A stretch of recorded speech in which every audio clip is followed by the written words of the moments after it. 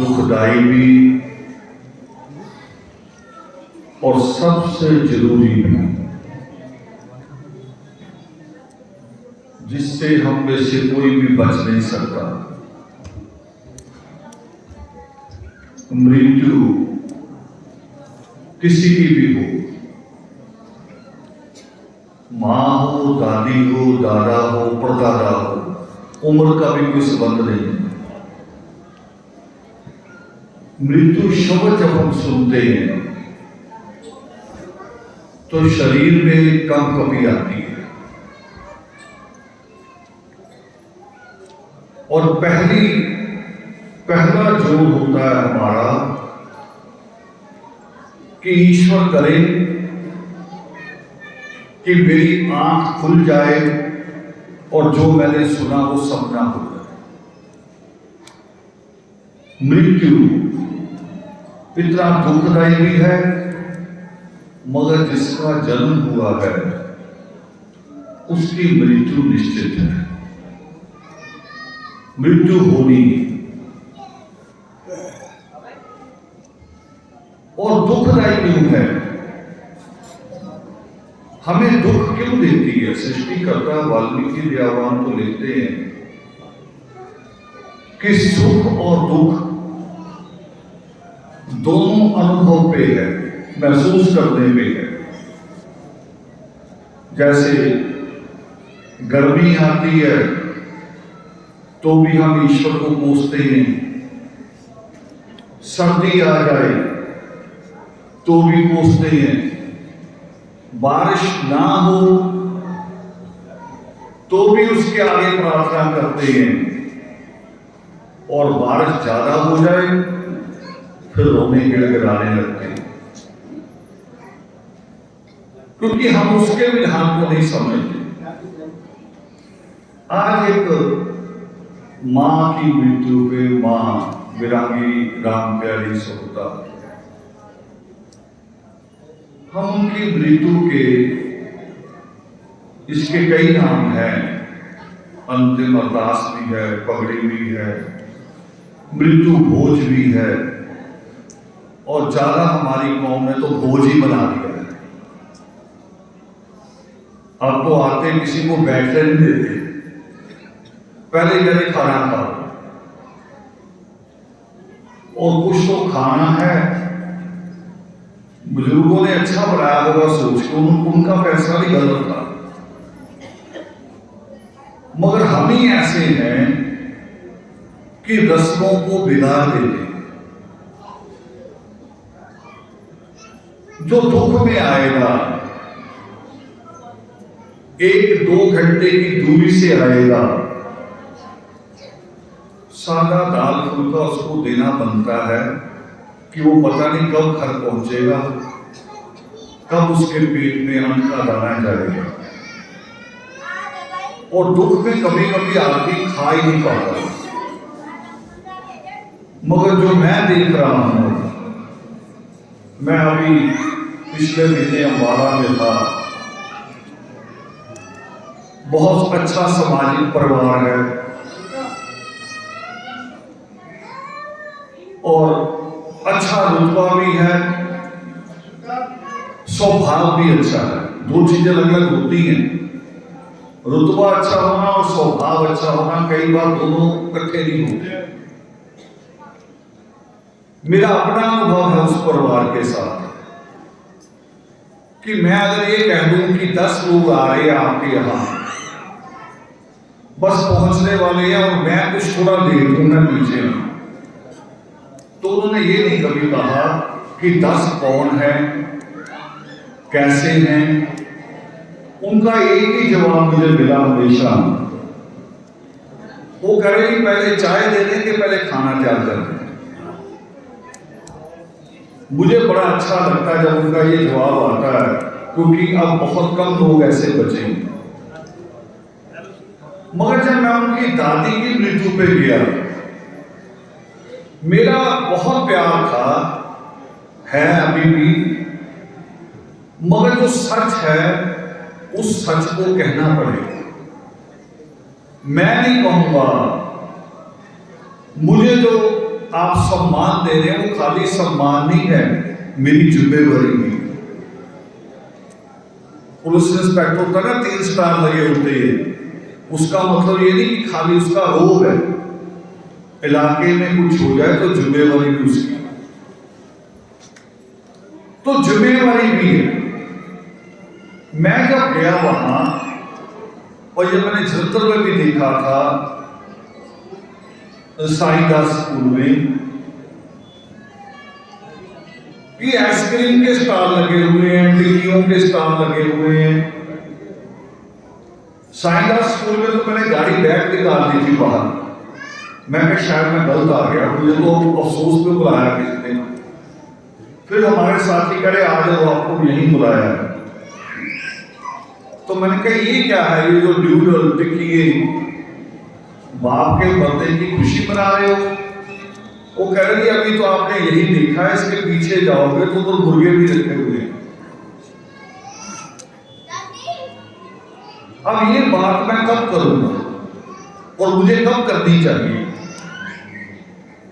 ये बात मैं शादी के अवसर पे तो नहीं कर सकता, ये मुझे इसी वक्त करनी चाहिए कि ईश्वर ने अगर पैसे दिए हैं, संपन्न हुई है कौम अगर, तो उस पैसे का, उस संपन्नता का हम इस तरह से गलत इस्तेमाल करेंगे तो ईश्वर का आशीर्वाद कभी नहीं मिलेगा, कभी भी नहीं मिलेगा। कबीर साहब कहते हैं ना कि ईश्वर से दुआ करते हैं कि मुझे इतना देना कि ना साधु मेरे घर से भूखा जाए और ना मेरे अंदर अहंकार आ जाए। मगर कबीर साहब एक बात और कहते हैं, हमारे पखंडों को देखकर सृष्टिकर्ता वाल्मीकि दयावान के पावन योग सृष्टि को सबसे खूबसूरत तरीके से कबीर साहब कहते हैं, सबसे अच्छे अंदाज से कहते हैं। इन्हीं हमारी इन्हीं बुराइयों को लेके कि हम कब क्या करते हैं, वो रोते हैं, अफसोस भी करते हैं, लाख लेके खड़े भी हो जाते हैं। दोनों बातें हैं, जैसे माँ बाप अपने बच्चे को पीटते भी हैं और पीटने के बाद दुख भी माँ बाप को सबसे ज्यादा होता है। वो कहते हैं कि मुझे जो दुनिया दिखाई देती है वो बिल्कुल उल्टी है।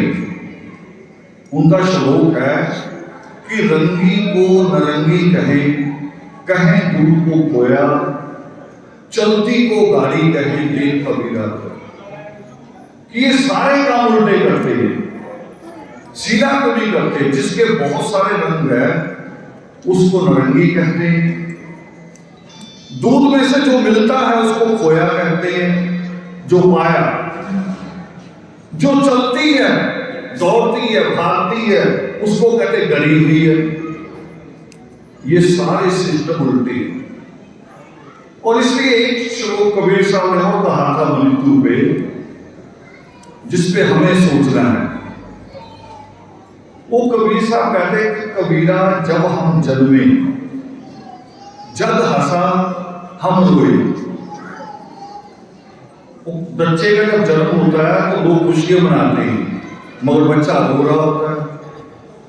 फिर आगे तो कहते हैं वो बात नोट करनी, याद वो करनी जरूरी है। वो कह रहे ऐसी करनी कर चलो पाछे हंसी ना, पीछे से ना कोई हंसे, ऐसा करके जाए। यहां अभी गोत्र की बात उठाई जठेरे कह के,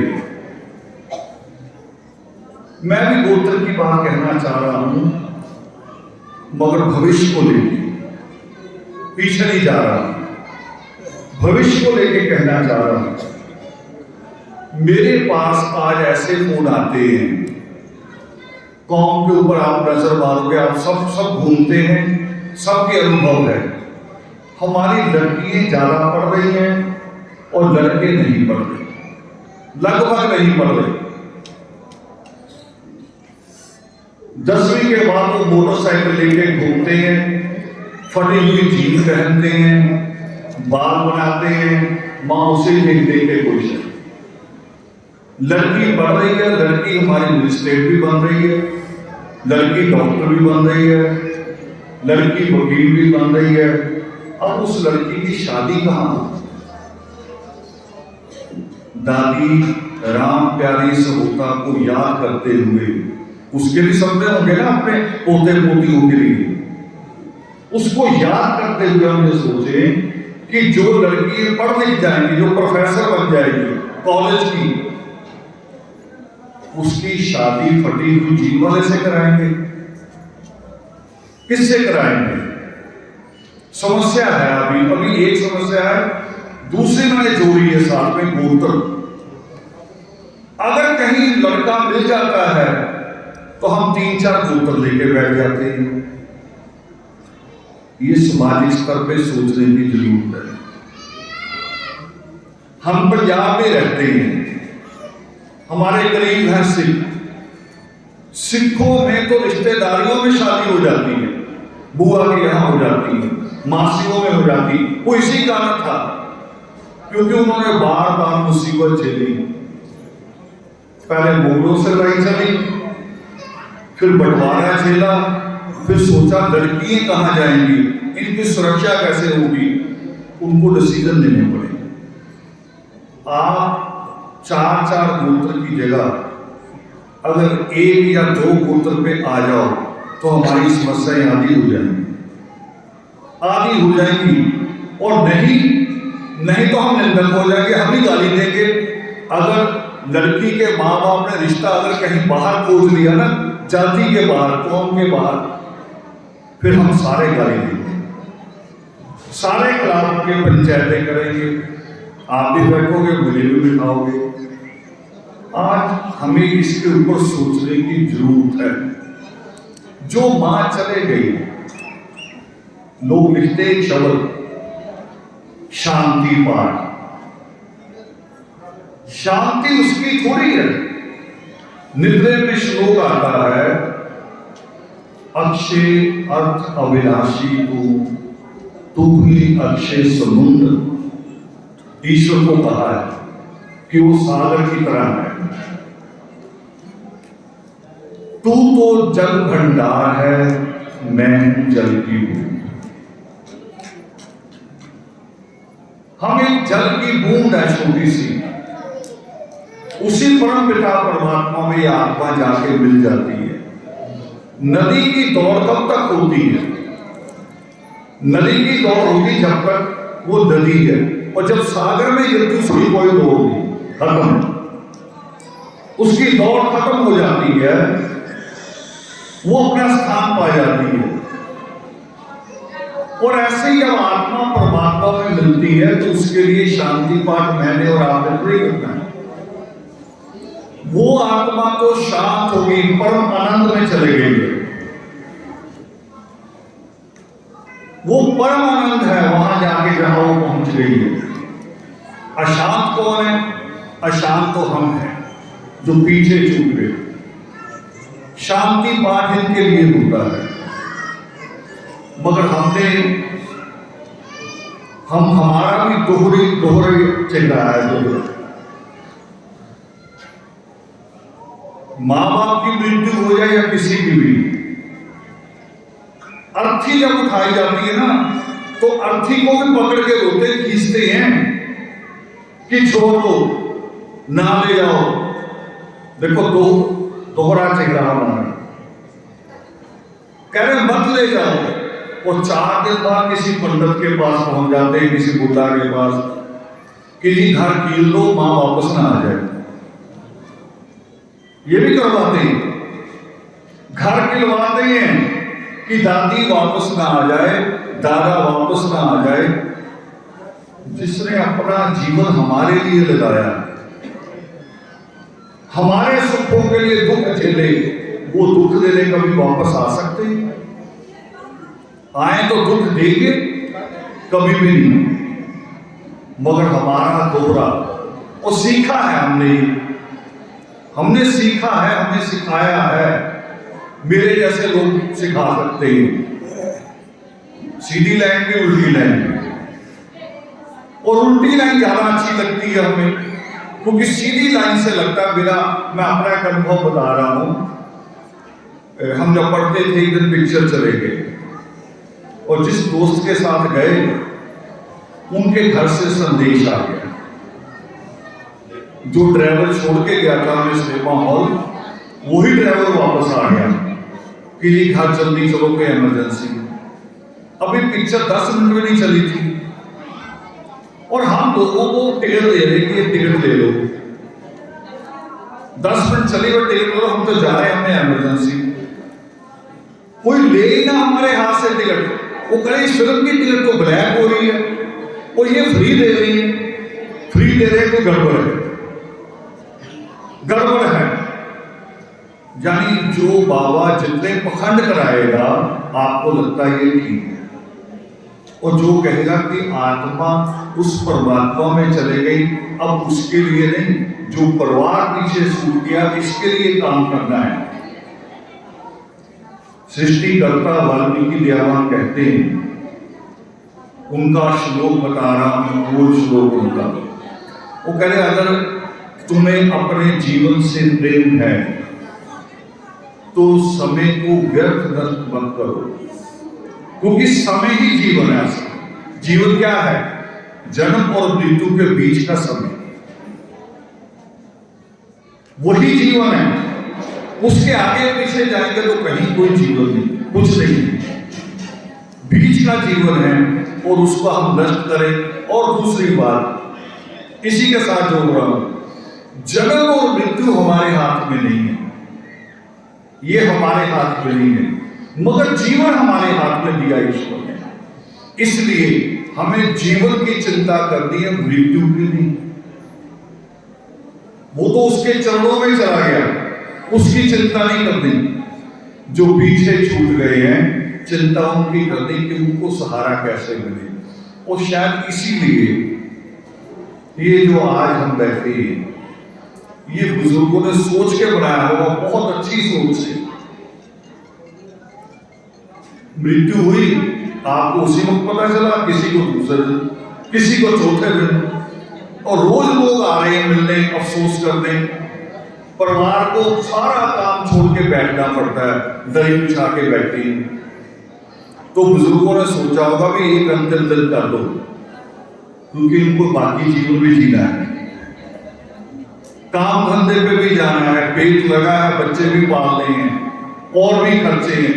ये रोज दही बिछा के बैठे रहेंगे तो इनका काम कैसे चलेगा? हमारे यहाँ अभी शाही मां की डेथ हुई, तो मैंने उनसे पूछा डेथ के बाद, मैंने कहा अब इसके बाद आगे क्या क्या हो रहा है? वो कह रही बस 3 दिन, सिर्फ 3 दिन। 3 दिन लोग आएंगे, बैठेंगे, नमाज करेंगे, बस 3 दिन के बाद और कुछ नहीं। और हम 13 दिन 9 दिन गिनते रहते हैं। ये तो आज छुट्टी का दिन, पता नहीं बच्चों ने कैसे चुन लिया। नहीं, छुट्टी का दिन नहीं चुनते, जो 13वां बनेगा, जो 9वां दिन बनेगा, 21वां बनेगा, छुट्टी होना और रिश्तेदारों करे और उसी दिन। हमारे करीब सिख रहता है, उनके यहाँ भी यही, जो पहला या दूसरा संडे आ जाए वो उसी में अरदास कर देते, और यही होना चाहिए। क्यों? अब आपकी दूसरी उम्मीद तोड़ रहा हूं। हमारी उम्मीदें रहती कि ये सरकार बदलेगी कुछ होगा, ये सरकार बदलेगी कुछ होगा। सरकार जो चंडीगढ़ की है चाहे वो बदले, सरकार जो दिल्ली की है चाहे वो बदले, एक सरकार जो आपने मजारों की बना रखी है चाहे वो बदलो, आपका कुछ नहीं बदलेगा। आपका बदलेगा जब आप खुद मेहनत करोगे, जब खुद बदलना चाहोगे तब आपका बदलेगा, नहीं तो सरकारों से नहीं बदलता। आपको प्रयास करना पड़ेगा कि मुझे अपना जीवन बदलना है। और जीवन बदलने के लिए आपके पास कोई, मैं या कोई ऐसा जनमंत्र नहीं दे सकता कि आपकी इनकम बढ़ जाए। इनकम भी बढ़ा सकते, मगर आपके खर्चों को कम कर सकते, वो तरीका बता सकते। और हमने खर्चे बढ़ा रखे हैं। मैं जो जिक्र किया मैंने बैठते ही कि लोग मृत्यु भोज देते हैं, उसको भी स्टेटस बनाते हैं, भी पनीर दिया कि नहीं दिया, मलाई कोफ्ता बना कि नहीं बना, चना मसाला बना कि नहीं बना। एक तो दुर्भाग्या मुझे बता रहा, कह रहा जी मेरे पास जब वो सामान लिखवाने आए तो मैंने कहा भी सादा प्रसाद नहीं बनेगा, पिट्ठी का हलवा बनेगा। मैंने कहा वो कहाँ लिखा? कह रहे मेरा दिल कर रहा था। यही तो सिखाया जाता है ना, और लोग फंस गए कि पिट्ठी का हलवा अगर कैंसिल कर दिया तो कोई वो रूह वापस ना आ जाए। देखो इतना आसान होता तो मैं तो 10 बातें कैंसिल करके अपनी मां को बुला लेता। मैं तो कह रहा मैंने एक भी नहीं माननी, तो बार बार आ, मां तो जितनी बार आएगी कुछ अच्छा ही करती जाएगी। हमारे अंदर वहम पड़े हुए। तो मैं जब नित्यदिन का श्लोक याद कर रहा था तो मुझे एक कविता याद आई। एक बहुत बड़े कवि हैं अमर इकबाल, उनकी कविता जब मैंने पढ़ी तो मैंने कहा कि जीवन को इतने सरल तरीके से, मृत्यु तक जीवन को इतने सरल तरीके से कहा, जैसे जो कबीर साहब कहते थे कि जन्म होता है तो हंसते हैं, खुशियां मनाते हैं, रंग उड़ाते हैं, मिठाइयाँ बांटी जाती हैं। तो वहीं से उसने शुरू की, रंगो रस की हवस। ये हवस ही है और कुछ नहीं है। निद्रा का भी एक श्लोक है कि गौ गति हो वेग से, अति लगे ना देर, दर्शन पाऊं तेरा मैं, वो जीवन की सर। बीच से ज्यादा कुछ भी नहीं। असल में तो जितनी गति, जितनी दौड़ है हमारी, चाहे दौलत पाने की क्यों ना हो, दौलत भी हम चाहते हैं अनंत, संपत्ति चाहते हैं अनंत। अनंत क्या है? अनंत ना दौलत है ना संपत्ति है, सबकी एक लिमिट है। सारी धरती का सोना निकाल लो तो लिमिट होगी कि नहीं होगी? सारे हीरे निकाल लो तो लिमिट हो गई, सारी धरती खरीद लो तो लिमिट हो गई। फिर अनंत क्या है? अनंत असल में ईश्वर, वो जिसके दर्शन पाना चाहते हैं। गति जो हमारी, हम चाहते हैं कि एक क्षण में दर्शन हो जाए, दौड़ उसी तरफ है। लोग कहते हैं नदियां, पानी नीचे को बहता, नीचे को नहीं बहता पानी। नीचे को अगर पानी बहता होता तो जो ग्रीनलैंड है, नॉर्थ पोल जो है धरती का, जिसको साइबेरिया कहते हैं, जब बर्फ जमी रहती है, वो सारा बह के नीचे आ गया। नीचे नहीं है, नदी की दौड़ सागर की तरफ है, नीचे की तरफ नहीं होती, सागर की तरफ। तो बड़ा शायर को मुझे बड़ा अच्छा लगा, वो करे रंगो रंग की हवस, और आगे क्या कहते हैं, और बस मसलाए तरस और बस। यूं बुनी है रंगे जिस्म की नस, ईश्वर के बारे में कह रहे हैं।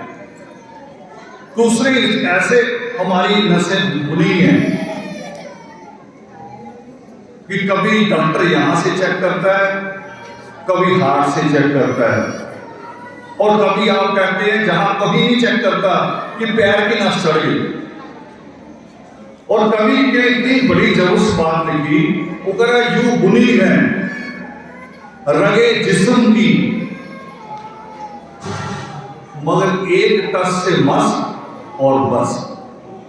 जीवन यही, नसें हजारों बुनी है, मगर एक एक अगर उसने एक खींच ली तो बस। एक मुशायरे में, उन मुशायरे में लोग होते वाह वाह करते हैं। एक कवि पढ़ रहा था, एक आदमी उठ के बार बार कह रहा।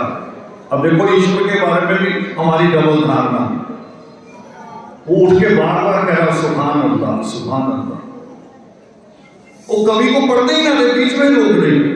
कवि रुक गया, कवि कह रहा रुक जाए एक बार, इतना अल्लाह को याद कर रहा है, अगर उसने याद कर दिया तो मुश्किल हो जाएगी। तो बहुत याद कर रहा है, अगर उसने एक बार याद कर लिया तो अभी रो पड़ेगी तेरे परिवार सारा। यानी यहां भी हमारी डबल ईश्वर को याद भी करते हैं और कहते हैं कि ईश्वर मुझे याद ना करते गए। देखो डबल बात है, डबल सोच है हमारी, और इस डबल से ही निकलना है। हमें अपना जीवन बिल्कुल सीधा करना है। उस मुसफ्फिर ईश्वर को कहते हैं, उस मुसफ्फिर का हर शाहकार, ये जो इंसान सबसे खूबसूरत, बाकी जीवों के जीवन में वो परिवर्तन नहीं हुए इंसान ने किए। ये हॉल जो तैयार किया इंसान ने, शुरू में ये नहीं था, घास फूस था, मगर चिड़िया का जीवन, शेर का जीवन, सांप का जीवन वो जैसे थे आज भी वैसे थे। इसलिए सबसे बड़ा शाहकार माना जाता है इंसान को, उस ईश्वर की सबसे बड़ी रचना। उस मुसफ्फिर का हर शाहकार 60-65 बरस और बस है, सबसे बढ़िया, मगर इसकी भी एक लिमिट है, जीवन का एक अंत है, और उस अंत से ही हम डरते हैं। तो मैं कहता हूं ईश्वर ने हमें जो रास्ता दिया, ईश्वर ने दिया योग शिक्षा में सबसे बड़ी बात जो परमेश्वर कहते हैं, परमेश्वर कहते हैं पुरुषार्थ, मेहनत को। और पुरुषार्थ को कितना कहते हैं, वो कह रहे 3 लोगों में। देखिए ये बात बहुत बड़ी है, हम निराश हो जाते हैं, ये हाथ दिखाने जाते हैं पंडित को कि देखना जी शादी है कि नहीं है, पैसा है कि नहीं है, कोठी है कि नहीं है। अभी लोग घूम रहे होंगे पंजाब के लोग, इलेक्शन है कि नहीं है, टिकट मिलेगी कि नहीं मिलेगी, ऐसे भी है। और परमेश्वर क्या कहते हैं, वो कह रहे 3 लोगों में ऐसा कोई पदार्थ नहीं है कि तुम पुरुषार्थ करो और तुम्हें मिले, कोई पदार्थ नहीं है। तो लंबा समय हो गया, बात बहुत बड़ी थी, मेरा मन होता है जब कौम बैठी है, मगर मेरी अपनी समझ भी है कि कॉलेज स्कूल में भी 40-45 मिनट का पीरियड होता है। वो समझते हैं टीचर इतनी ही पढ़ेगी। और मैंने जब शेख फरीद को पढ़ा तब मैंने यही पाया कि शेख फरीद एक दिन घर से निकले, अपने साथियों को कह रहे कि कीर्तन दरबार लगा है, और वहां से आज ज्ञान प्राप्त करने चलते हैं। गए रास्ते में एक और सुबह अपने घर के बाहर सफाई कर रही थी, तो घर के बाहर लंबा हाथ चला रही थी, और कभी झाड़ू ऐसे करे तो फरीद साहब इधर आ गए, फिर उसने झाड़ू ऐसे घुमाया, फरीद साहब इधर आ गए, वो औरत रुक गई। उसने कहा शेख साहब एक तरफ हो जाओ, नहीं तो मिट्टी पड़ जाएगी, कूड़ा पड़ जाएगा। उन्होंने सोचा एक क्षण और वापस लौट लिए। साथी पीछे पीछे भाग रहे, क्या हुआ, क्या हो गया ऐसा? वो कह रहे ज्ञान लेने तो जा रहे थे, इस मां ने ज्ञान दे दिया, एक आम साधारण मां ने, कि एक तरफ हो जाओ। हमारा ईमान एक तरफ नहीं है, हमारा ईमान एक तरफ नहीं है। हम सरकारें राजनीतिक भी बदलती, उसके साथ भी ईमान बदलते हैं, और हमने ईश्वर को छोड़ के सरकारें और भी बना ली, इसलिए भी ईमान बदलते हैं। हमारा ईमान एक जगह नहीं। तो उस मां को, मां राम प्यारी को याद करते हुए मैं ईश्वर से यही प्रार्थना करूंगा कि उसका जो परिवार है, पीछे बच्चे हैं, बेटियां हैं, पोते पोतियां हैं, उनको जो कभी, उनको जो दुख लगेगा, ईश्वर उसको सहने का उन्हें ताकत दे, और जो सपने थे उस दादी के, उस मां के, ये बच्चे पूरे कर सके, तो शायद परमात्मा के चरणों में बैठी वो रूह अपने परिवार को देख के खुश हो, और ये भी यकीनन नहीं कि वो परमात्मा के चरणों में रहे। और बात कर रहा हूं, एक और बात तो हो रहा हूं, परमेश्वर ने कहा, मैं अपनी तरफ से नहीं कह रहा, योग शिष्ट में लिखा है कि आपका पुरुषार्थ अगर ज्यादा हो जाए और जीवन कम हो तो अगले जीवन में उसका फल मिलेगा। इसका मतलब अगला जीवन है, परमेश्वर लिख रहे अपने हाथ में। तो ये भी जरूरी हम रो रहे हों कि मां राम प्यारी चले गई, और वो मां राम प्यारी पता नहीं किस मां की प्यारी बन के आज 3-4 दिन की बच्ची बन के गोद में खेल रही हो। ये तो उसका विधान है ना, हमें नहीं पता। हमें इसलिए अफसोस है कि हम में से चले गए, मगर उसका विधान है कि उससे किसी और मां की गोद हरी कर दी। तो इस सच को, इस यकीन को बना के परमात्मा के शाश्वत नियम को समझते हुए हम इस परिवार के लिए दुआ करें कि ये परिवार में हिम्मत आए, हौसला आए। और जो मैंने 2-3 प्रार्थनाएं की हैं, मृत्यु भोज के खर्चों की और गोत्रों की, मेरी बात पे गौर करना। मेरा फरमान नहीं है, मैं कोई हुक्मनामा नहीं दे रहा हूं, मैं एक विचार रख रहा हूं अपनी कौम के आगे कि 4-4 गोत्रों से शादियां नहीं हो पाएंगी, पढ़े लिखे बच्चे भटक जाएंगे, मुश्किल बड़ी होगी। 1 या 2 गोत्र पे आ जाओ, मैं तो एक के पक्ष में हूं कि एक पे ही आ जाओ और उसमें भी फैसला कर लो मां का रखना के बाप का रखना, मगर विचार आप नहीं करना है। जय हो।